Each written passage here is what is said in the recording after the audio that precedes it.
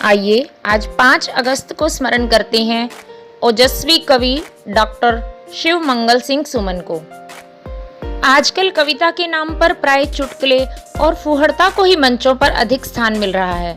यद्यपि श्रेष्ठ काव्य के श्रोताओं की कमी नहीं है, पर फिल्मों और दूरदर्शन के स्तरहीन कार्यक्रमों ने काव्य जैसी देवी विधा को भी बाजार की वस्तु बना दिया।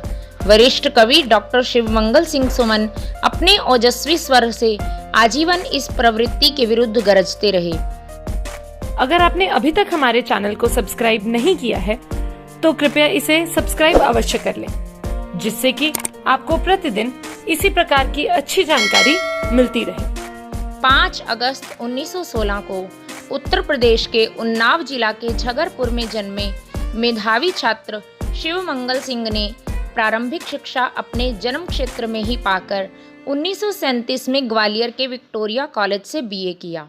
इसके बाद 1940 में काशी हिंदू विश्वविद्यालय से एमए तथा 1950 में डीलिट की उपाधियां प्राप्त कर उन्होंने अध्यापन को अपनी आजीविका बनाया। वे अच्छे सुघड़ शरीर के साथ ही तेजस्वी स्वर के स्वामी भी थे। फिर भी उन्होंने अपना उपनाम सुमन रखा, जो सुंदरता और कोमलता का प्रतीक है।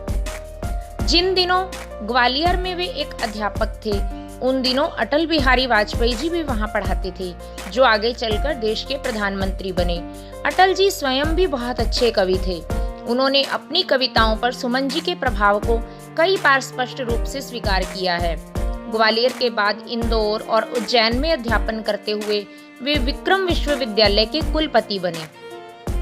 स्वाधीनता के संघर्ष में सहभागी बनने के कारण उनके विरुद्ध वारंट भी जारी हुआ। एक बार आंखों पर पट्टी बांधकर उन्हें किसी अज्ञात स्थान पर ले जाया गया। जब पट्टी खोली गई तो सामने क्रांतिवीर चंद्रशेखर आजाद खड़े थे। आजाद ने उन्हें एक रिवॉल्वर देकर पूछा कि क्या इसे दिल्ली ले जा सकते हो। सुमन जी ने सहर्ष स्वीकार कर रिवॉल्वर दिल्ली पहुंचा दी। सुमन जी का अध्ययन गहन और बहुआयामी था। इसके लिए उनके भाषण में तथ्य और तर्क के साथ ही इतिहास और परंपरा का समुचित समन्वय होता था।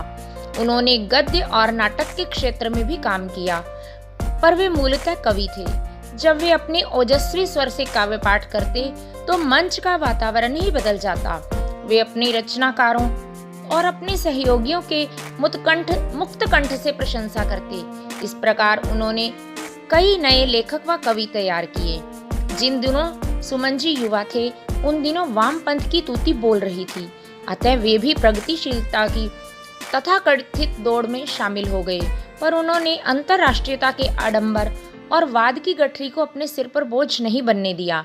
इसलिए उनकी रचनाओं में भारत और भारतीयता के प्रति गौरव की भावना के साथ ही निर्धन और निर्बल वर्ग की पीड़ा सदा मुखर होती थी।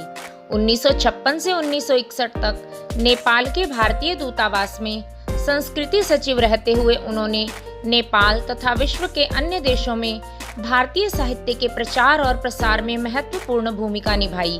उन्हें साहित्य अकादमी, पद्मश्री, पद्म भूषण, सोवियत लैंड नेहरू पुरस्कार आदि अनेक प्रतिष्ठित सम्मान मिले।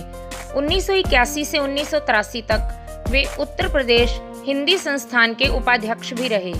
हिल्लोल, जीवन के गान, प्रलय सृजन, विश्वास बढ़ता ही गया, पर आंखें नहीं भरी, विंध्य हिमालय, मिट्टी की बारात, वाणी की व्यथा, कटे अंगूठों की वंदनवारें उनके प्रमुख काव्य संग्रह हैं। उनकी हर रचना में अनूठी मौलिकता के दर्शन होते हैं। 27 नवंबर 2002 को 86 वर्ष की आयु में हिंदी मंचों के वरिष्ठ कवि तथा समालोचक शिवमंगल सिंह सुमन जी का उज्जैन में ही निधन हुआ। भारत माता की जय।